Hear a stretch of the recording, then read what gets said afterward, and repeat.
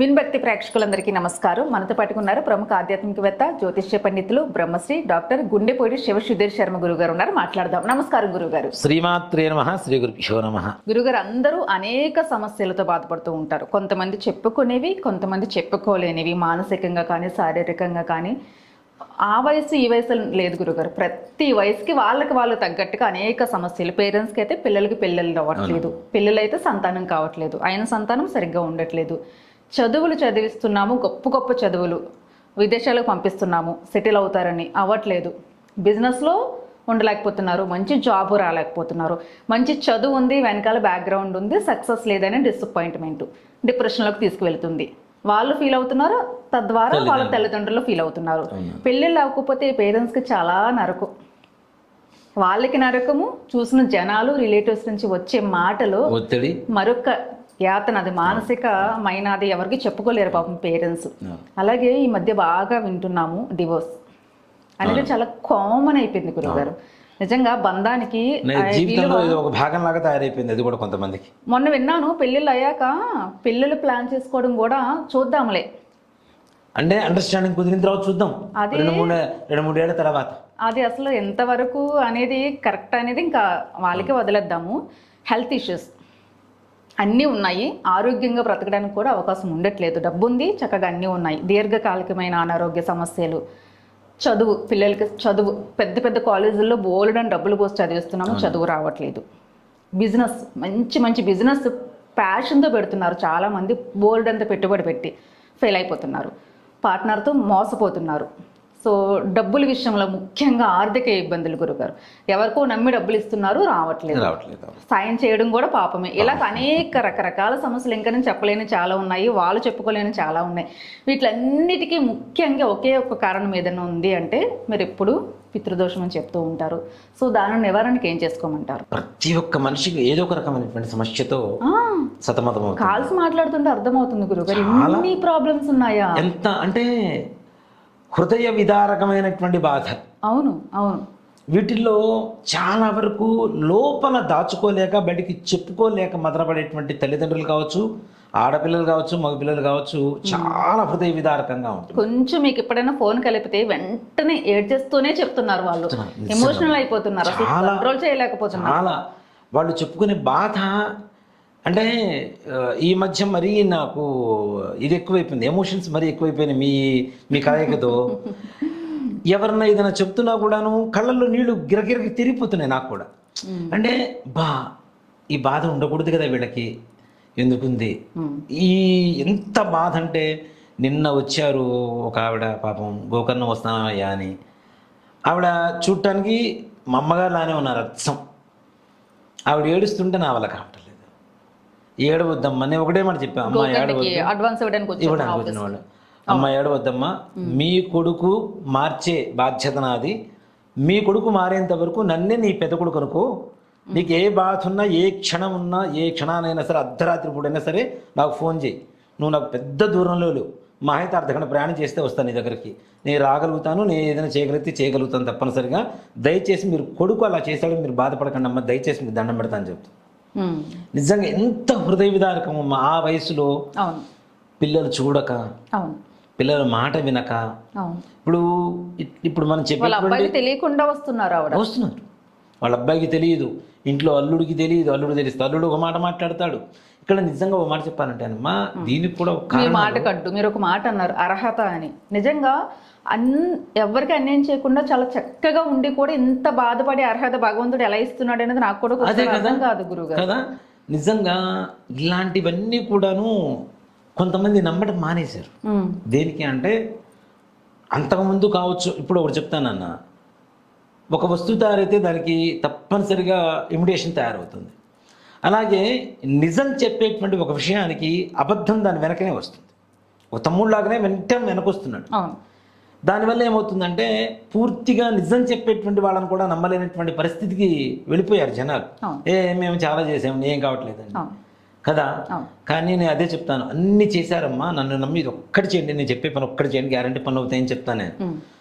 దాంట్లో వివాహం కావచ్చు, వైవాహిక జీవితపరమైనటువంటి ఆనందం లేకపోవచ్చు, దాంపత్య అనుకూలత, సంతానం కలక్కపోవటం, కలిగిన సంతానం ఆరోగ్యవంతంగా మంచి బుద్ధితో పెరగలేకపోవటం, ఎదురు తిరిగి మాట్లాడటం చిన్నప్పటి నుంచే మొదలవుతుంటుంది వీడికి. ఇప్పుడు మానే వంగంది మొక్క వంగంది మానే వంగదు కదా. ఈ చిన్నప్పటి నుంచి వీడికి అలవాటు అవుతుంది. వీడికి ఒక ఈగో లాగా తయారవుతున్నాడు వాడు, ఈగోయిస్ట్ లాగా. ఎలాంటి నాకు తెలుసమ్మా, నాకు తెలుసు, అన్నీ తెలుసు, నాకేం తెలుసు, నువ్వు చెప్పక్కర్లా, ఈ రకంగా మాట్లాడుతున్నారు పిల్లల దగ్గర నుంచి కూడా, చిన్న చిన్న పిల్లల దగ్గర నుంచి. అలాగే కొంచెం వయసు వచ్చిన తర్వాత దుర్వ్యసనాల పాలవుతున్నారు, దుస్నేహాల పాలవుతున్నారు. నా దగ్గర చాలా మంది తీసుకొస్తుంటారు, నన్న మీరు చెప్పండి గురుగారు అని. నేను ఒకటే మాట చెప్తా, చిన్నప్పటి నుంచి నేను ఎన్ని రకాల బాధలు పడ్డానో, తండ్రి లేక నాన్న, తండ్రి సంపాదించే పరిస్థితి లేక నేను ఎన్నో కష్టాలు పడి మా అక్కలు పెళ్లి చేశాను, మొత్తం నా జీవిత చరిత్ర చెప్పుకొస్తాను నేను వాళ్ళని మోటివేట్ చేయడానికి. నేను పడ్డ కష్టాలు అవి, ఇవాటి రోజున ఇలా ఉన్నాను అంటే నా తల్లిని నేను ప్రేమగా చూసుకున్నాను. నా దగ్గర ఉన్నప్పుడు నేను మా అమ్మగారితో ఉన్నాను, మా అమ్మని ప్రేమగా చూసుకున్నాను. కష్టాలు పడ్డ మీ చేతుల్లో లేదు, అమ్మగారిని చూసుకోవడం మీ చేతుల్లో ఉంది. చూసుకున్నారు, అంతేగా, కర్మ పోయింది. ఇప్పుడు ఒక్కడే మాట అబ్దుల్ కలాం గారు చెప్తారు, పుట్టడం దరిద్రుడిగా, పైసా కూడా లేని ఇంటి నిరుపేదగా నువ్వు పుట్టొచ్చు, చచ్చిపోవడం నిరుపేదగా చచ్చిపోదు, అది నీ తప్పే అని చెప్తాడు కదా. కాబట్టి అదే చెప్తాను నేను. ఇలాంటి పిల్లల్ని చాలా మందిని తీసుకొస్తుంటారు, వివాహం చేసుకోము, మాకొద్దు. ఏంటి చుట్టుపక్కల వాతావరణాలు, చుట్టుపక్కల వాతావరణం అంటే అందరూ ఒకేలాగా ఉండరు కదా, అందరి మనస్తత్వం, అందరికి వచ్చేటువంటి సంబంధాలు ఒకేలాగా ఉండవు. పోనీ నిజంగానే అందరూ ఇలానే ఉంటున్నారు అంటే దానికి ఒక్క కారణం చెప్తాను నాన్న. కొంతమంది మాట్లాడే మాటలకి ఒక చెంప పెట్టని చెప్తా ఇది నేను. మన దగ్గరికి అతి ఎక్కువ మంది వ్యవహారంలో బాధలు, సంతాన వ్యవహారంలో బాధలు, ఆర్థికం, ఈ రకమైనటువంటి సమస్యలతో మన దగ్గర ఎక్కువగా వస్తున్నారు కదా. మన దగ్గరకు వచ్చే ఇప్పుడు ఆడపిల్లలు కూడా మగపిల్లలు కూడా మాకు పెళ్లి వద్దనే వస్తున్నారు. దేనికి అంటే చుట్టుపక్కల ఉండేటువంటి జనాన్ని చూసి వస్తున్నామని చెప్తున్నారు కదా. నా దగ్గరకు వస్తే పితృదోషం ఉందా లేదని ఒక్క మాటతో చెప్పేస్తాను నేను. ఈ వీడియో చూసిన వాళ్ళకి కానీ, నా దగ్గరకు వస్తున్న వాళ్ళకి కానీ ఉంటుందని చెప్తూ ఉంటాం కదా, ఘంటాపథంగా చెప్తాను. అది ఉందా లేదా అని ఒక్క మాటతో తెలిపోతుంది. ఎలా? వీళ్ళ చుట్టుపక్కల ఉన్న వాళ్ళని చూసి వీళ్ళు నా దగ్గరకు వచ్చి పెళ్లి వద్దని చెప్తున్నారు అంటే వీళ్ళ చుట్టుపక్కల చూసే వాళ్ళందరికీ పితృదోషం ఉన్నట్టేగా. అవును, వీళ్ళకి పరిచయం ఉన్నటువంటి ప్రతి ఒక్కరికి పితృదోషం ఉన్నట్టే. మనం ఏం చెప్పుకుంటాం, భార్య భర్త ఈ ఇద్దరిలో ఒకరికున్న రెండు వాళ్ళకు ఉంటుంది, వీళ్ళిద్దరికి ఉండే సంతానానికి ఉంటుంది, వచ్చే జంతువులకు ఉంటుంది అని చెప్తూ ఉన్నాం. అలాగే మనకి పరిచయం ఉండేటువంటి ప్రతి వ్యక్తి కూడా తప్పనిసరిగా పితృదోషం ఉంటుందని చెప్తూనే ఉన్నాం. వీళ్ళందరికీ పితృదోషాలు ఉన్నాయి కాబట్టి వీళ్ళందరూ వివాహ వ్యవస్థలు విఫలమైనయో ఏదో ఒక సమస్యతో ఉన్నారు. అలాంటి వాళ్ళతోనే ఈ అమ్మాయి ఉన్నది. ఈ అమ్మాయి నా దగ్గరకు వచ్చిందంటే వీళ్ళందరికీ ఉంది, ఈ అమ్మాయి కూడా ఉండబట్టే కదా నా దగ్గరకు వచ్చింది. దీన్ని బట్టి పితృదోషం అందరికి ఉన్నట్టే కదా వాళ్ళకి కదా. ఆ పితృదోష నివారణ ఎప్పుడైతే జరుగుతుందో, కర్మ విముక్తి ఎప్పుడైతే జరుగుతుందో, వాళ్ళు అనుకునేటువంటి వివాహం, సంతానం, ఆర్థికం, వ్యాపారం, ఉద్యోగం, విద్య, అన్ని రకాల సమస్యలు ఏవైతే ఉన్నాయో వీటిల్లో అన్నీ తొలగిపోతాయి, అనారోగ్య సమస్యతో సహా. ఇప్పుడు చాలామంది మొన్న మధ్య నా దగ్గర ఒక ఆయన వచ్చారు, అదే నాకు ఇట్లా ఉంది పితృదోషం, చేయించుకొని రండి. చేయించుకొచ్చిన తర్వాత ఆయనకున్న సమస్య ఏంటంటే క్యాన్సర్, నాకు ఆయుష్ లేదని చెప్తున్నారు అని చెప్పుకొచ్చాడు ఆయన. వాళ్ళ మిస్సెస్ ఇద్దరు వచ్చారు, ఇవాళ ఎక్కువ రోజు లేదని చెప్తున్నారండి, చాలా మొత్తం ముదిరిపోయిందని చెప్తున్నారండి. అయ్యా నా మాట వినండి, ఫస్ట్ గోకర్ణం వెళ్ళేసి రండి, వెళ్ళొచ్చిన తర్వాత ఇక్కడ ఏమైనా ఉంటే చేద్దాం, తర్వాత చూద్దాం అని అన్న. ఆయన వెళ్ళొచ్చిన తర్వాత 11 రోజులు మృత్యుంజయ హోమం చేయించాను అన్న. ధన్వంతరి పాశుపతం, మృత్యుంజయ పాశుపతం, ఈ 2 హోమాలు చేయించాం. అంటే తీసుకుంటున్నటువంటి మందులు పనిచేయడం కోసం, ఆయుష్ పెరగడం కోసం. మళ్ళీ వెళ్ళొచ్చాడు గోకర్ణ ఆయన. అవునా? ఆయన కృతజ్ఞతే. అక్కడికి వెళ్ళొచ్చిన తర్వాత నాకు సంపూర్ణమైన ఆరోగ్యం వచ్చింది. ఇప్పుడు డాక్టర్ల దగ్గరికి పోతే ఏం చేశారు, ఎలా తగ్గింది, ఎక్కడైనా మెడిసిన్స్ వేరే డాక్టర్ దగ్గరికి వెళ్ళారా అని చెప్పి ఇదే డాక్టర్ అడిగాడు. నేను వేరే డాక్టర్ దగ్గరికి వెళ్ళింది లేదు, కేవలం మీరు చెప్పినటువంటి పూజలు నేను ఏదైతే పాటించానో దాని ద్వారా నాకు ఆయుష్ పెరిగిందయ్యా, హ్యాపీగా ఉన్నాను. క్యాన్సర్ స్టేజ్ ఇప్పుడు ఏదైతే ఉందో అది అక్కడి నుంచి కొద్దిగా కూడా పెరగలేదని చెప్తున్నారు. భగవంతుడు అంటే అదే కదా గురుగారు కదా, మృత్యుంజయుడు అందులో పరమేశ్వరుడు కదా. ఇంకోటి కూడా గమనించండి, ఐశ్వర్యం అన్నా ఆయనే ఇవ్వాలి. నేను ఏ వీడియో అన్నా కొంచెం ఎమోషన్తో చెప్తానో చెప్పనో నాకు తెలియదు, కానీ గోకర్ణం వచ్చేసరికి మహాబలేశ్వరుడు మహాబలం మొత్తం నాకు వచ్చేస్తుంది. మీ ద్వారా నాకు కూడా వచ్చేస్తుంది, ఆనందం అది పాస్ అవుతుంది గ్యారంటీ తప్పనిసరిగా. సో ఇన్ని రకాల సమస్యలతో ఇచ్చిన అప్పులు వెనక్కి తిరిగి రాక, అడ్డుండి ఇప్పించిన మేము వీళ్ళే కట్టుకోవాల్సిన పరిస్థితులు ముఖ్యంగా ఈ వచ్చేసి విషయంలో ఆడవాళ్ళు ఉన్నారు గురుగారు. చాలా అమ్మ భర్తకి తెలియకుండా అదేం దాచిపెట్టుకున్నటువంటి డబ్బులు, చెప్పట్లేదు కానీ నిజంగా చాలా మంది ఆడవాళ్ళు భర్తకి తెలియకుండా రూపాయి దాచిపెట్టుకున్నటువంటి డబ్బులు మొత్తం ఇచ్చి చిట్టీలు కట్టి మోసపోయి ఇచ్చిన డబ్బులు వాడి వెనక్కి రాక మాట భర్తతో చెప్పుకోలేరు అవును ఇంట్లో. అవును నిజంగా నాన్న, నాకు ఈ మధ్యకాలంలో ఒక అమ్మాయి వచ్చింది. ఒక వ్యక్తికి ఈ అమ్మాయి గవర్నమెంట్ జాబు, ఒక వ్యక్తికి 1,50,00,000కి షూరిటీ ఇచ్చింది ఈ అమ్మాయి.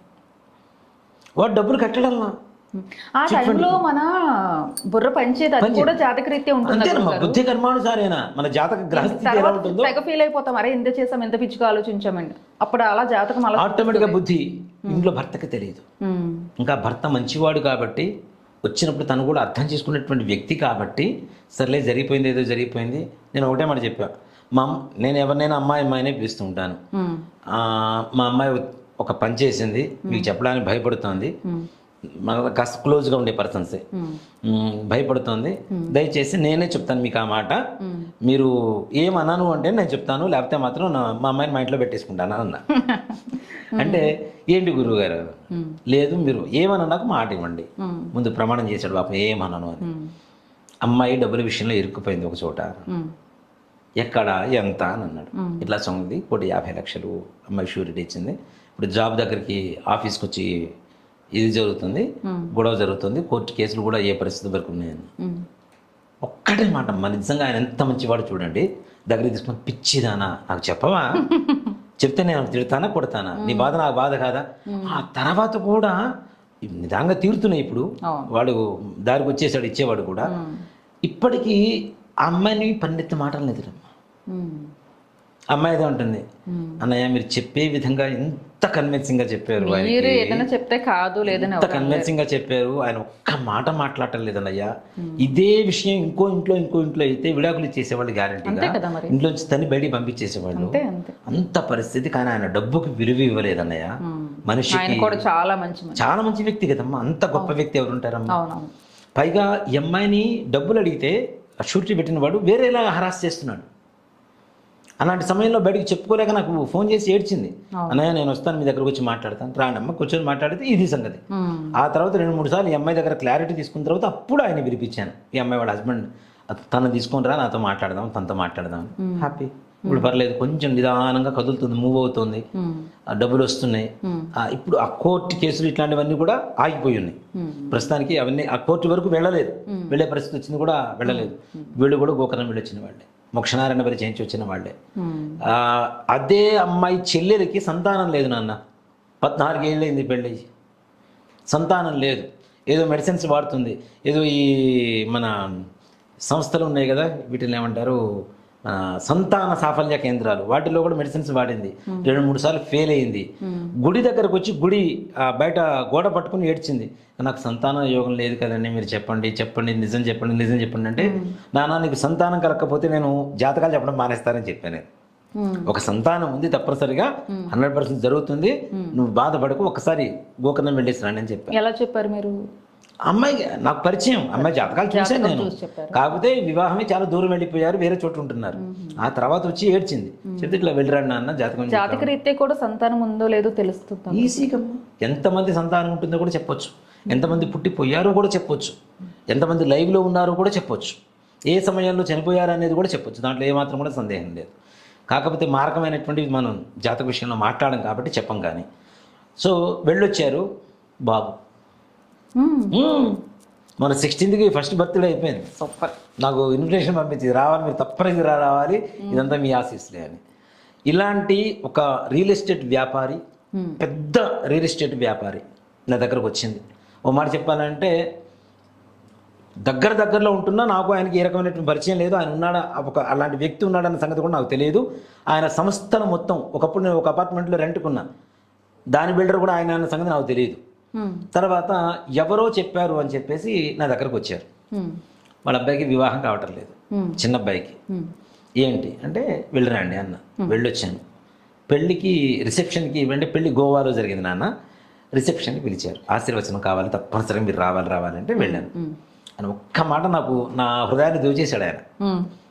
మొత్తం అక్కడ వెళ్ళగానే పెళ్ళి ఆ పైన రిసెప్షన్ మండపం మీద ఉన్న వ్యక్తి కూడా గబగబ పరిగెత్తుకుంటూ వచ్చి ఇద్దరు భార్యాభర్తలు వచ్చేసి కళ్ళకి దండం పెట్టి ఇదంతా మీరిచ్చిన వైభవమే అన్నాడు. అసలు ఇంకా కళ్ళలో నీళ్ళు వచ్చేసి మామూలుగానే మీరు చాలా ఎమోషనల్. ఇదంతా మీ అనుగ్రహం, మీ దయ, మీ వైభవం, ఇదంతే, నాది కాదు. ఆయన అనుకున్న దానికంటే మంచి సంబంధం వచ్చింది, చాలా మంచి సంబంధం వచ్చింది. ఆ పిల్లవాడు కూడా కొంచెం టాలాటోలీగా తిరిగేటువంటి వ్యక్తి, అబ్బాయి కూడా మంచి మార్గంలో పడ్డాడు, మంచి దారిలోకి వచ్చేసాడు. ఎంత బాగున్నారంటే అంత బాగున్నారు ఇద్దరు భార్యాభర్తలు కూడా. చాలా గ్రాండ్గా ఫంక్షన్ చేశారు, చాలా హెవీ ఫంక్షన్ చేశాడు. ఇక్కడ పెళ్లి చేయలేదు కదా, గోవాలో చేశారు కదా, డెస్టినేషన్ మ్యారేజ్ అని, అందుకని ఇక్కడ ఫంక్షన్ పెద్దగా చేశారు. ఆయన ఈ ఒక్క మాట దాన్ని నాకు ఆనందం అనిపించింది. మా తమ్ముడు పక్కనున్న వంశీ కూడా ఇంత మాట ఆయన నోట్లోంచి రావడం నిజంగా ఆశ్చర్యం అన్నయ్య. ఇప్పుడు ఆయనకున్న డబ్బుకి ఫంక్షన్ చేసుకోవచ్చు, ఇదంతా మీ దయ అని చెప్తున్నారు అంటే వాళ్ళ అబ్బాయి పెళ్లి కావటం మీరు చేసిన వాటి వల్ల అని చెప్పి ఆయన చెప్తున్నారు. ఆస్తి డబ్బు కదా, అబ్బాయి పెళ్లి అవ్వడం అనేది చాలా ఇంపార్టెంట్. ఆయనకి నిజంగా ఏడ్చేసాడు నా దగ్గర. ఆయన పెళ్లి కావటం లేదు గురుగారు, 34 ఏళ్ళు వస్తున్నాయి గురువుగారు, వాడు దారిలోకి రావటం లేదు, చూడండి కరెక్ట్గా మోక్షనారాయణ బలి చేయించి వచ్చి నెక్స్ట్ మంత్ అదే డేట్ ఎంగేజ్మెంట్ అన్న. ముఖ్యంగా పెళ్లిళ్ళ కోసమే చేస్తున్నారు గురుగారు. సేమ్ అదే మాట చాలా మంది, చాలా వయసు అయిపోతుంది అమ్మాయికి అబ్బాయికి పెళ్లి. పెళ్లి అయిపోయిన తర్వాత కూడా నాన్న సంతానం కోసం వెంటనే సంతానం కలగకుండా ఏం చేస్తున్నారంటే 2-3 ఏళ్ళు వెయిట్ చేస్తున్నారు. పెళ్ళి అవుతుందే ఆలస్యం, సంతానం ఇంకా ఆలస్యం. అంటే వీళ్ళకి 40 ఏళ్ళు వచ్చిన తర్వాత పిల్లాడు పుడితే ఎవరు చూస్తారు, ఎలా చూస్తారు? ఇప్పుడున్నటువంటి కలియుగంలో మన తినేటువంటి ఫుడ్కి వీటికి ఉండే వాతావరణానికే ఆయుష్ అంతంత మాత్రం, మహా అయితే 70-75. వాడి పెళ్ళెప్పుడు చూడాలి, మనవణ్ణి ఎప్పుడు చూడాలి, ఆ మనవణ్ణి ఎప్పుడు ఆడించుకోవాలి మనం, అవునా? కరెక్ట్గా 23 సంవత్సరాల నుంచి 28 సంవత్సరాల లోపల వివాహం అయిపోతే అమ్మాయికైనా అబ్బాయికైనా కలిగే సంతానం కూడా కరెక్ట్ వయసులో కలుగుతుంది. చక్కగా మనవణ్ణి చూడొచ్చు. ఇప్పటికి మన వాళ్ళు ముది మనవణ్ణి చూస్తున్నారు కొంతమంది, అవునా? ముని మనవణ్ణి చూస్తున్నారు మనవాళ్ళు. అలాంటిది మనం మనవణ్ణి చూడకపోతే ఎలా కదా? కాబట్టి కలిగే సంతానాన్ని ఆపుకోవడం, తద్వారా తర్వాత కావాలన్నా కలకపోవడం, అది పెద్ద సమస్య. భగవంతుడు ఇచ్చినప్పుడు తీసుకోవాలి, అదే ప్రసాదం. మనం కావాలనుకున్నప్పుడు కోరుకున్నప్పుడు వచ్చేది కాదు. భగవంతుడు ఏది ఇస్తున్నాడో అది ప్రసాదంగా స్వీకరించాలి. సంతానం అనేటువంటిది చాలా చాలా ముఖ్యమైనటువంటి ఒక ఆడవాళ్ళ స్త్రీ జీవితంలో ముఖ్యమైనటువంటి ఘట్టం. తల్లి, అమ్మ అని పిలిపించుకోవడం అనేదే ఒక స్త్రీ జన్మకి పరమార్థంగా చెప్తున్నారు మనం. అలాంటి దాన్ని మనం కావాలని చేతులారా దూరం చేసుకోవడం, వివాహం చేసుకోకపోవడం, వివాహం చేసుకున్న యుగో వల్ల దూరంగా ఉండడం, విడిపోవడం, విడాకులు తీసుకోవడం, చేసిన బాగా చదువుతారు నాన్న, ఎంబీఏలు చదువుతారు, పీజీలు చేస్తారు, ఎంఎస్సీలు చేస్తారు, అన్నీ చేస్తారు, ఉద్యోగాలు ఉండవు. ఇప్పుడున్నటువంటి పరిస్థితుల్లో విదేశాల్లో ఉన్నటువంటి ఉద్యోగాలకు అసలు గ్యారంటీ లేదు, అవునా? ఇప్పుడున్న పరిస్థితులు మరీ ఘోరం. ఈ మధ్యకాలంలో నా దగ్గరకు వచ్చిన వాళ్ళు 2-3 అదే వచ్చారు. ఇప్పుడు ట్రంప్ గారు వచ్చారు, మా వాడికి ఉద్యోగం పోయింది, నెక్స్ట్ ఇయర్ వరకు పర్మిషన్ ఉంది అబ్బాయికి, అంటే వాళ్ళు ఇచ్చేశారు కాంట్రాక్ట్, కానీ ఫిబ్రవరి 7th బయటకు వచ్చేటువంటి పరిస్థితిలో ఉన్నాడు. లాస్ట్ డేటు మీకు జాబు, నెక్స్ట్ జాబ్ ఏమైనా ఉంటే చూసుకోండి, లేకపోతే వెళ్ళిపోవాల్సిన పరిస్థితి, ఇండియాకి రావాల్సిన పరిస్థితి. ఇవి కానివ్వండి, ఉద్యోగంలో స్థిరత్వం లేకపోవటం, ఇప్పుడు ఉద్యోగం వస్తుంది నాన్న, వచ్చిన సంపాదన కూడా మొత్తం ఖర్చు పెట్టేస్తారు స్టార్టింగ్లో, చివరికి వచ్చేసరికి ఆ ఉద్యోగం పోయేటువంటి సమయంలో మరలా 0 లెవెల్లో నుంచి బయటికి రావాల్సి వస్తుంది. ఆ స్థాయి అలవాటైన తర్వాత అదే స్థాయి జీవితాన్ని మెయింటైన్ చేయడం కోసం అప్పులు చేయవలసి వస్తుంది, తప్పదు. అలా కాకుండా ముఖ్యంగా చిన్న వాటి కూడా అప్పులు చేసుకోవడం, చిన్న లోన్లు తీసుకోవడం, సిబిల్ పోవడం, ఇట్లాంటివి ఇవన్నీ కూడా అంటే చిన్నదే కదా తీరుదాం అనుకుంటారు, ఆ సమయానికి వచ్చేసరికి డబ్బులు ఉండవు, చివరికి వచ్చేసరికి అప్పు ఉంటుంది. 100 కోట్ల రూపాయలు ఆస్తున్న వాడికి కూడా 10 కోట్ల రూపాయల అప్పు ఉంటుంది, కనీసం 1,00,000 రూపాయలు అయినా సరే అప్పు ఉంటుంది గ్యారెంటీ. అది తీర్చలేక కూడా బాధపడుతూ ఉంటాడు, అనుకుంటాడు మన దగ్గర ఉన్నాయి కదా తీర్దామని, ఇవి ఏమిటి ఖర్చు అయిపోతూనే ఉంటాయి, వచ్చిన లిక్విడ్ మొత్తం, అతనికి మాత్రం డబ్బులు ఇవ్వడం మాత్రం కుదరదు. ఆ రకమైనటువంటి రుణగ్రస్తం కావచ్చు, ఇచ్చిన అప్పులు ఎవరితో ఇప్పించినా కూడా అవి వాళ్ళు ఇవ్వక అవి మన భుజాల మీద పడిపోయి ఆ బరువు మోస్తూ మనమే తీర్చాల్సిన పరిస్థితులు కావచ్చు. అలాగే గురుగారు కొంతమంది మంచి స్టేజ్కి వెళ్తారు, చాలా హైట్ చూస్తారు, సడన్ గా డామ్ అని కింద పడిపోతారు. ఒకసారి ఉత్తాన పతనావస్థలు ఇదే నాన్న పితృదోషాలే. పితృదోషం, స్త్రీ శాపం, ప్రమత్యాపాతకాలు, ఈ సర్పవధలు, జంతువధలు ఏవైతే చదువుతున్నామో మనం, వృక్షవధలు, ఇవే కారణమవుతున్నాయి ముఖ్యంగా. దేనికి అంటే ఉన్నత స్థానానికి వెళ్తారు, మళ్ళీ 0కి వస్తారు, మళ్ళీ వెళ్తుంటారు, ఎవ్రీ 3-4 ఇయర్కి ఒకసారి అప్ అండ్ డౌన్స్ ఫేస్ చేస్తూనే ఉంటారు. ఇది నా లైఫ్ అని చెప్పుకోలేనటువంటి పరిస్థితి. హీనంగా వచ్చినప్పుడు అది చూపించలేరు, గొప్పగా ఉన్నప్పుడు చూపించిన జీవితాన్ని మెయింటైన్ చేయలేక అదొక బాధ. ఈ వైవాహిక పరమైనటువంటి జీవితంలో ఆనందం పొందలేకపోవటాలు, ఈ డివోర్స్ ఎక్కువగా జరుగుతున్నాయి నాన్న ముఖ్యంగా. అలాగే సొంత ఇంటి కళ, ఏదైతే ఇల్లు కొనుక్కోవాలనుకుంటామో ప్రయత్నాలు చేస్తుంటారు, విఫలమైపోతుంటారు, అడ్వాన్సులు కడుతుంటారు. నాకు జరిగిందే నేను చెప్పాను. అడ్వాన్స్ 4 చోట్ల నేను కట్టేసి క్యాన్సిల్ చేసుకున్న తర్వాత గోకర్ణం తర్వాత మనం సొంత ఇల్లు నేను కొనుక్కోగలిగానని. అలాగే ఏదైతే ఇల్లు ప్రారంభిస్తుంటారో అవి మధ్యలో ఆగిపోవడం, స్లాబ్ లెవెల్కి వస్తుంది, ఆగిపోతుంటుంది. అలాగే ముఖ్యంగా స్థలం కొనుక్కుంటాను అన్న, ఇల్లు కట్టుకోవాలి అని, ఇది వేరే వాళ్ళు ఎవరో కబ్జా పెట్టేస్తారు. అది పెద్ద ఇష్యూస్తో కోర్టు వ్యవహారాలు జరిగిపోతూ ఉంటుంది, ముందుకు కరగదు. అలానే న్యాయస్థాన వ్యవహారాలు, కోర్టు వ్యవహారాలలో ఏ రకమైనటువంటి సమస్యలు కూడాను అసలు పోలీస్ స్టేషన్ కానీ కోర్టు మెట్లు కానీ ఎక్కడం అనేదే ఏదో ఒక పెద్ద దీంతోనే ఎక్కుతాం మనం. అలాంటివి కూడా ముఖ్యంగా ఇందాక చెప్పుకున్నట్టుగా మంచి స్థాయికి వెళ్ళిపోవడం, కింద పడిపోవడం, ఎవ్రీ 3-4 ఇయర్స్కి ఒకసారి ఉన్నతమైనటువంటి స్థానానికి వెళ్ళిపోతాడు, కింద పడుతుంటాడు, మరలా పికప్ అయ్యి మళ్ళీ కిందకు వచ్చేసరికి మళ్ళీ కష్టమైపోతుంది. ఇది నా స్థాయి అని చెప్పుకోనని ఎవ్వరికి చెప్పుకోలేనటువంటి పరిస్థితులు, సొంత ఇంటి కళ.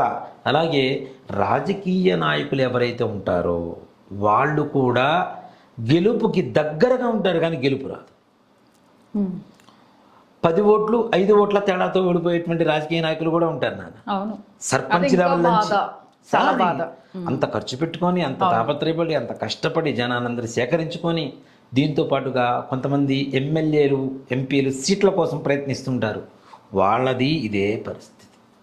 సీటు వస్తుంది అనుకుంటారు, చివరికి వచ్చేసరికి ఎవరికో వెళ్ళిపోతూ ఉంటారు. అలాగే కార్పొరేటర్స్ కావచ్చు, లేదంటే మంత్రులు కావచ్చు, మంత్రి పదవికి ఈయన అర్హుడు అని చెప్పి అనుకుంటారు. దాంట్లో దాదాపు డిస్కషన్ జరుగుతూ ఉంటుంది. ఇతనేమనుకుంటాడు, నా గురించి డిస్కషన్ జరుగుతుంది, నాకు వస్తుంది అనుకుంటాడు. కానీ తీరా వచ్చేసరికి ఇతనికి కంప్లీట్గా యాంటీగా ఉండేటువంటి వ్యక్తికి వెళ్ళిపోతుంటుంది, వేరే ఎవరికో వెళ్ళిపోతుంటుంది. దీంతో నిరాశ. ఇన్ని సంవత్సరాలు రాజకీయ పరమైనటువంటి జీవితం ఉంటుంది, పార్టీకి సేవలు చేసి ఉంటాడు, కానీ అనుకున్నటువంటి పదవి మాత్రం రాదు. వచ్చిన ఏదో కారణంతో చిన్నగా వ్యవహారాలతో ఇదైపోవడం. అలాగే ముఖ్యంగా జనాల్లో బ్లేమ్ అవ్వటం అనేది ఉంటుంది. సంబంధం లేనటువంటి విషయంలో ఇతని పేరు వచ్చేస్తుంటుంది. ఇతను ఆ ఛాయలో కూడా ఉండడు, కానీ బ్లేమ్ అయిపోతుంటాడు. ఇట్లాంటి వాటన్నిటికీ కూడా కారణం ఏంటి అంటే కేవలం పితృదోషం, స్త్రీశాపం, బ్రహ్మహత్యాది పాతకాలు. అలాగే బ్రహ్మహత్యాది పాతకాల్లోనే ఇవన్నీ కూడా ఉంటాయి. సర్పవధ, జంతువధ, వృక్షవధ, భావుల్ని మనకు తెలియకుండా బూడ్చటం. భావి నాన్న, భావి బూడుస్తున్నాము అంటే ఆ జలచరాలు చాలా వరకు అక్కడ ఆశ్రయించుకొని ఉంటాయి భావిని. వాటన్ని జీవనాన్ని మనం తీసేస్తున్నట్టే కదా. కాబట్టి ఇట్లాంటివన్నీ కూడాను పాత ఇళ్ళు ఉంటాయి, కింద భావి ఉంటుంది. అలాగే ముఖ్యంగా ఇప్పుడు కట్టుకునేటువంటి ఇల్లు కూడా చాలా జాగ్రత్తగా చూసుకోవాలన్నా. ఏది శ్మశానమో తెలియదు, ఏది నివాస యోగ్యమైనటువంటి స్థలాలో తెలియటం లేదు. అన్ని చోట్ల ప్లాట్స్ చేసేస్తున్నాం, ఇల్లు కట్టుకుంటున్నాం. కింద బోన్స్ కూడా ఉంటాయి కొన్ని చోట్ల, జంతువులు కావచ్చు, మనుషులు కావచ్చు, అవి కూడా శల్య దోషాలు అంటారు. ఇలాంటి చోట ఇల్లు కట్టుకొని అనేక రకాలైనటువంటి కష్టాలు. అలాంటి చోట ఇల్లు కట్టుకోకుండా మేము కష్టాలు పడుతున్నాము అన్న కర్మే. అలాంటి చోట ఇల్లు కట్టుకోవడానికి కూడా బుద్ధి ప్రేరేపిస్తుంది కదా అక్కడ. ఆ బుద్ధికి కూడా కారణం ఏంటి అంటే కేవలం పితృదోషాలని చెప్తా. ఇలాంటి దోషాలు నివారణ కావాలి అంటే ఒక్కటే మార్గం ఏంటి అంటే గోకర్ణం. గోకర్ణంలో ఎవరైతే మోక్షనారాయణ వరి అనేటువంటి పూజా కార్యక్రమాన్ని చేయించుకుంటారో వారికి సకల పితృదోష నివారణ, స్త్రీ శాప నివారణ, బ్రహ్మహత్యాది హత్యాది పాతక నివారణ, గృహదేవత శాప నివారణ, ఇట్లాంటివన్నీ కూడా జరిగి వీరు అనుకునేటువంటి సకల కార్యాలు దిగ్విజయంగా పూర్తవుతాయి. ఎక్కడైతే రావణాసురుడి చేతి నుంచి తీసుకొచ్చినటువంటి ఆత్మలింగాన్ని విఘ్నేశ్వరుడు ప్రతిష్ఠ చేశాడో అదే గోకర్ణం. అక్కడ ఉన్నదే మహాబలేశ్వరుడు, శివుడి ఆత్మలింగం. అంటే సాక్షాత్తు శివుడు ఉన్నట్టుగానే లెక్క, ఇంకా వేరే మాటే లేదు. అక్కడికి వెళ్ళొస్తున్నామంటే శివతత్వాన్ని, శివుడి శక్తిని మన వెంట పెట్టుకొని ఇంటికి తీసుకొచ్చుకుంటున్నట్టు లెక్క. 100% ఈ మాట అయితే నిజం గురు. పక్కా చాలా పాజిటివ్ ఎనర్జీ ఉంటుంది. ఇంకోటి కూడా ఏంటంటే నాన్న, కంపారిటబిలిటీ అనేది ఎక్కువ ఉంది బాగా ఈ రోజుల్లో గురుగారు. కంపారిటబిలిటీ పెట్టుకోకూడదు. ఇవాళ రోజున ఎలా ఉంటుంది అలా చేస్తే అది మానసికంగా అసంతృప్తితో ఉంటున్నారు. మనం బాగుండాలి, మనతో పాటు పక్కవాడు బాగుండాలనుకోవాలి, కానీ మనం ఎలా ఉన్నా పక్కవాడు బాగుండకూడదు అనుకోవడం కూడా తప్పవుతుంది. సో కాబట్టి మనం బాగుండాలని కూడా కోరుకోవట్లా. పక్కన వాళ్ళు బాగుండకూడదు, బాగుండకూడదు. కాన్సన్ట్రేషన్ అంతా అక్కడే ఉంటుంది. సో కాబట్టి కష్టపడుతుంటారు చాలా. అలానే రియల్ ఎస్టేట్ వ్యాపారస్తులు కావచ్చు, రాజకీయ నాయకులు కావచ్చు, రియల్ ఎస్టేట్ వ్యాపారస్తులు కూడా చూడండి, మంచి వెంచరేస్తారు మంచి భూమిలో ఉన్నప్పుడు టక్కున డౌన్ అయిపోతాయి రేట్స్. దానివల్ల పెట్టిన పెట్టుబడి కాకుండా వడ్డీల భారం కూడా వాళ్ళ మీద పడుతుంది. ఇప్పుడు 10 ఎకరాలు కొనాలంటే ఏకంగా డబ్బులు అందరి దగ్గర ఒకేలాగా ఉండవు కదా నాన్న, అక్కడ కొంచెం ఇక్కడ కొంచెం తెచ్చుకొని ఇన్వెస్ట్ చేసుకుంటూ ఉంటారు. దానివల్ల లాభం రాకపోగా నష్టం, వడ్డీలు, ఇట్లాంటి వాళ్ళకు కూడా ముఖ్యంగా రియల్ ఎస్టేట్ రంగం వారికి కూడా ఈ యొక్క పితృదోష నివారణ ఏదైతే ఉందో, అలానే సినిమా రంగం వాళ్ళు కూడా మంచి టాలెంటెడ్ పర్సన్స్ ఉంటారు, ఛాన్సులు రావు, చేసిన క్యారెక్టర్స్ క్లిక్ అవ్వవు. ఇదంతా ఏంటి అనుకుంటారు, అబ్బా ఈ సినిమాతో నా దశ మారిపోతుందిరా, ఈ సీరియల్తో నా దశ మారిపోతుందిరా, ఇట్లా అనుకుంటూ ఉంటారు. అలానే రియల్ ఎస్టేట్ వెంచర్లు వేసిన వాళ్ళు కూడా అది అంటున్నారు, దీంతో మన లైఫ్ సెటిల్ అయిపోయిందని. అలా లైఫ్ సెటిల్ అయిపోతుంది అనుకున్నటువంటి పనులు కూడా ఈ మాత్రం కూడా ముందుకు వెళ్లకుండా అన్ని తెల్లవారితే పని అయిపోతుంది మనం కంప్లీట్ అనుకునేటువంటి పరిస్థితుల్లో జీరో లెవెల్కి వస్తూ ఉంటాయి. ఇవన్నీ కూడా కేవలం ఈ దోషాలు, ఈ కర్మే. కాబట్టి ఇలాంటి పూజ ఎవరైతే మోక్షనారాయణ బలి చేయించుకుంటారో గోకర్ణంలో, తప్పనిసరిగా దీనికి గురు బలం కూడా చాలా అవసరం అమ్మ. మనకు శుక్ర, కుజ, రాహు, కేతు, గురు, రవిగ్రహాల వల్ల ఈ దోషాలు వస్తాయని చెబుతుంటాం. గురువు అనుగ్రహం ఉంటే ఈ పూజ చేయించుకోవడానికి కూడా చాలా తొందరగా వెళ్ళగలుగుతాం. మన బుద్ధి కూడా మారిపోతుంది. ఇప్పుడు చాలా మంది కూడా మీరు వస్తారా అని అడుగుతారు. ఎందుకు అడుగుతారా అనేది విషయం వాళ్ళకి బాగా తెలుసు కాబట్టి గురువు గారితో వెళ్తే మరి ఇంకా బాగుంటుంది, గురువు అనుగ్రహం కూడా కలుగుతుంది అనేటువంటి ఒక ఆలోచనతో చాలా మంది కూడా వస్తున్నారు. నిజంగా అంటే వస్తామని అందరూ అదే అంటున్నారు. తప్పనిసరిగా గురువు గారు ఉంటే ఆ మార్గం సుగమం అవుతుంది. సమస్య ఎలాంటిదైనా సరే చిన్నగా మారిపోతుంది అది సమస్య, దానివల్ల తీరిపోతాయి. తప్పనిసరిగా అనుకున్న పనులు అవ్వాలి అంటే మోక్షనారాయణ బలి చేయించండి, ఆ మహాబలేశ్వరుని దర్శనం చేసుకోండి, పితృదేవతల్ని సంతృప్తిపరిచి వాళ్ళ ఆత్మఘోష నివారణ కలుగజేసి వాళ్ళకు ఒక సద్గతిని కలుగజేస్తే మన కుటుంబం, మనము ఎన్ని రకాల విషయాల్లో అయినా సరే, ఏ విషయంలో అయినా సరే ముందుకు వెళ్ళడానికి మంచి మార్గం కనబడుతుంది. ఖచ్చితంగా మిరాకిల్స్ జరుగుతున్నాయి కదా గురుగారు, వచ్చిన వాళ్ళ చాలా మందిలో 99% సక్సెస్ రేట్ ఉంది. లేట్ అవ్వచ్చేమో కానీ 99% అవును, లేట్ అయినా ఖచ్చితంగా అవుతుంది కదా గురుగారు. తప్పనిసరిగా అవుతుంది. ఎలాంటి సంకల్పం అన్నా మినిమం 8 months నాన్న, 8 months తర్వాత ఏదైనా దాని ఎఫెక్ట్ అనేది కనపడుతుంది. తప్పనిసరిగా కొంతమందికి సంవత్సరం పట్టవచ్చు, కానీ ఏదేమైనా సంవత్సరం తర్వాత మాత్రం వాళ్ళ జాతకం కంప్లీట్ గా మారిపోతుంది. సంవత్సరం లోపే ఖచ్చితంగా జీవితంలో మార్పు అనేది వెళ్ళొస్తేనే చాలా రిజల్ట్ ఉంటుంది గురుగారు. ఇంక సాక్షాత్తు మీ అనుగ్రహంతో, ఆ శివుడి అనుగ్రహంతో అక్కడ పూజ చేసుకుంటే నిజంగా ఖచ్చితంగా మిరాకిల్స్ జరుగుతాయి లైఫ్ లో. ఈ నెలలో ఎప్పుడు వెళ్తున్నారు గురుగారు? మనం ఫిబ్రవరి 12వ తారీఖు మాఘ శుద్ధ పౌర్ణమి. ఈసారి వెళ్ళటంలో చాలా విశేషత కూడా ఉంది. అంటే ప్రతిసారి మీరు ఇదే చెప్తారనుకుంటారేమో, కానీ మనం ప్రయాణం సంకల్పం చేసిన రోజున పరమేశ్వరుడు అది అత్యద్భుతమైనటువంటి, శక్తివంతమైనటువంటి, పవిత్రమైనటువంటి రోజుగా అనుకోకుండా పరమేశ్వరుడు మనతో సంకల్పం చేయిస్తున్నాడు. ఈసారి మహాశివరాత్రి వస్తుంది, అక్కడికి వెళ్ళి మనం పూజ చేసుకోలేం. మహాశివరాత్రి కానీ అమావాస్య కానీ పూజ చేసుకోవడం చాలా కష్టం ఉంటుంది. అలాంటి రోజుల్లో జనాలు చాలా మంది తొందర పెడుతున్నారు వస్తామని. ఇలాంటి వాళ్ళకి మంచి రోజు కావాలి అని పరమేశ్వరుని ప్రార్థిస్తే మాఘ పౌర్ణమి రోజున పెట్టాడు సంకల్పం. ఆ రోజున సాక్షాత్తు ఆశ్లేష నక్షత్రం వస్తుంది. మనం సర్పదోషం, పితృదోషం, ఈ దేవతాశాపాలు, ఇవన్నీ స్త్రీ శాపాలు ఉండేటువంటి వాళ్ళకి మనం కొన్ని నక్షత్రాలు చెబుతుంటాం. అశ్విని, ఆరుద్ర, మఖ, స్వాతి, మూల, శతభిషం, శ్రవణం, హస్త, తర్వాత హస్త, చిత్త, మృగశిర, ధనిష్ట, పునర్వసు, విశాఖ, పుష్యమి, అనురాధ, ఉత్తరాభాద్ర, పూర్వభాద్ర, ఈ నక్షత్రాలు చెప్తూ ఉన్నాం. దీని తర్వాత 7వ తరంలో ఆశ్లేష నక్షత్ర జననం జరుగుతుందని చెప్తున్నాం మనం.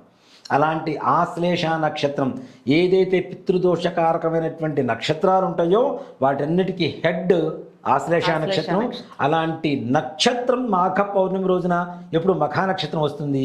ఈసారి మన అదృష్టవశాత్తు ఆశ్లేష నక్షత్రం వచ్చింది. ఆశ్లేష నక్షత్రం రోజున ఎవరైతే ఈ మోక్షనారాయణ బలి చేయిస్తారో ఆశ్లేష నక్షత్రం మంత్రం కూడా నాన్న ఇదగం సర్పేభ్యో హవిరస్తు దుష్టం అని చెప్పి వస్తూ ఉంటుంది. అంటే సర్ప నక్షత్రం, సర్పదోషాలు ఇవన్నీ కూడాను సమూలమైనటువంటి నివారణ కలగడానికి మాఘ పౌర్ణమి ఫిబ్రవరి 12వ తారీఖు. కాబట్టి ఫిబ్రవరి 11వ తారీఖు ఇక్కడ బయలుదేరుతాం మధ్యాహ్నం, 12వ తారీఖు పూజ, 12వ తారీఖు సాయంత్రం అక్కడ బయలుదేరటం, 13వ తారీఖు మరలా హైదరాబాద్ రావడం అనేది జరుగుతుంది. దాని తర్వాత కూడా దివ్యమైనటువంటి కార్యక్రమం ఉంది, అది కూడా ఇంకో వీడియో చేసి జనాల్లోకి అందిద్దాం. తప్పకుండా మాఘమాసంలో ఖచ్చితంగా అందరూ వినియోగించుకోవాలి. కానీ గురుగారు ప్రతిసారి నేను చెప్తున్న ప్రాబ్లమే మీకు, కెమెరా ముందు చెప్తున్నాను. ఇప్పుడు కూడా చాలా మందిని ఆపేశాను నేను. రేపు అందరూ అమావాస్య కావాలని చాలా మంది ఆగిపోయారు. సో లాస్ట్ మినిట్ లో బుక్ చేసుకోవడం వల్ల అందరినీ తీసుకువెళ్ళలేకపోతున్నాము. దయచేసి వాళ్ళందరూ నా మీద గొడవకు వస్తున్నారు, యుద్ధానికి వస్తున్నారు. ఫిబ్రవరి 8వ తారీఖు వరకు బుకింగ్స్ పెట్టండి. మొన్న మీరు 26 అన్నారు కదా అవును, లాస్ట్ వీడియోలో. 26 అనేసరికి నిన్నే అందరూ 26కి ఇన్ని నెంబర్ ఆఫ్ కాల్స్. చివరి డేట్ వరకు దయచేసి వెయిట్ చేయకండి అమ్మా. అలా దేనికంటే ముందుగా మేము అనుకునేటువంటి సంఖ్య వచ్చింది అంటే దాంతో ఆపేస్తాం. ఆ డేట్ వరకు కూడా చెయ్యము. ఇక తర్వాత ఎక్కువైపోతే కష్టం అయిపోతుంది, మంది ఎక్కువైతే మజ్జిగ పలసన అవుతుంది. మీరేమో ఎక్కువ మందిని తీసుకెళ్తే ఇబ్బంది పడతామని అన్న, వద్దని నాకు ఒక టాస్క్ ఇస్తారు. అందుకని నేను ఎంత మీరు రిక్వెస్ట్ చేసినా దయచేసి ఈసారి కూడా 2 బస్సులు అంతకుమించి ఎక్కువ వద్దు, ఎక్కువ మందిని పెట్టాం కాబట్టి ముందుగా దయచేసి ఎవరైనా నమోదు చేసుకోండి. చేసుకుంటే ఉన్నతంగా ఉంటుంది, ప్రశాంతంగా ఉంటుంది. 8వ తారీఖు చెప్పాను కదా, అమ్మాయి 7వ తారీఖు అర్ధరాత్రి 12 గంటల వరకు 8వ తారీఖే కదా అని చెప్పి అనుకుంటే చాలా కష్టం అది. దయచేసి ముందుగా ఎవరైనా నమోదు చేసుకోండి. దాని వివరాలన్నీ కూడాను చక్కగా కలిసి వెళ్దాం, పూజ చేయించుకొని వద్దాం. తప్పనిసరిగా ఇంకొక విన్నపం ఏంటంటే, ముఖ్యంగా నేను అనేక రకాల ఛానల్స్లో చేస్తూ ఉన్నాను, వీడియోస్ చేస్తూ ఉన్నాం. అన్ని రకాల ధర్మ సందేహాలు కావచ్చు, ఇట్లానే మోక్షారాయణ బలి గురించి కావచ్చు, చాలా ఛానల్స్లో చాలా వీడియోస్ ఉన్నాయి నావి. ఇవన్నీ కూడాను ఏదైనా మీకు దాంట్లో ఉండేటువంటి సారాంశం తెలిసేందు వరకు మాత్రమే. కానీ నాతో గోకర్ణం రావాలి అనుకునేటువంటి వారు మాత్రం ఒక్కటే ఫోన్ నెంబర్ ఉంటుంది, ఆ ఫోన్ నెంబర్కే కాల్ చేయండి. ఆ నెంబర్ ద్వారా వచ్చినటువంటి వాళ్ళకి మాత్రమే నేను బాధ్యునవుతాను. ఏ ఇతర నెంబర్ ద్వారా వచ్చినా చేయించుకున్నా ఏ రకమైనటువంటి సంబంధం నాకు లేదు. వాళ్ళు ఎట్లా చేశారు గురుగారు, వీళ్ళు ఇట్లా చేశారు అంటే, ఇప్పుడు ఒక మార్గాన్ని చూపిస్తున్నప్పుడు మార్గంలో నడవాలి. కానీ మనకు నచ్చిన మార్గంలో వెళ్ళిపోయి అక్కడికి వచ్చేసాం, మేము కరెక్ట్గా జరగలేదు, మాకు ముళ్ళు ఉన్నాయి, రాళ్ళు ఉన్నాయి ఆ మార్గంలో అనుకుంటే నేను జరిగింది ఏమీ లేదు. కాబట్టి దయచేసి గుర్తుకు పెట్టుకోండి, 8143366818 ఈ నెంబర్కే ఫోన్ చేయండి. అంతకుమించి వేరే వాళ్ళ ఫోన్ నెంబర్లకు చేయకండి. చేసి మీదే కదా, మీరే వస్తారు కదా, చాలా కొంతమంది చెబుతూ ఉన్నారు. ఏ ఛానల్లో అయినా మీ ఆధ్వర్యంలో జరుగుతుందట కదా అంటే, నా ఆధ్వర్యం ఒకటే, ఈ నెంబర్ ద్వారా వస్తేనే నా ఆధ్వర్యం ఉంటుంది, నేను బాధ్యత వహించగలుగుతాను. దయచేసి ఇది గమనించండి, మీ మనస్సులో ముద్రించుకోండి. నమస్తే గురుగారు. శ్రీమాత్రే నమః. శ్రీ గురుభ్యో నమః.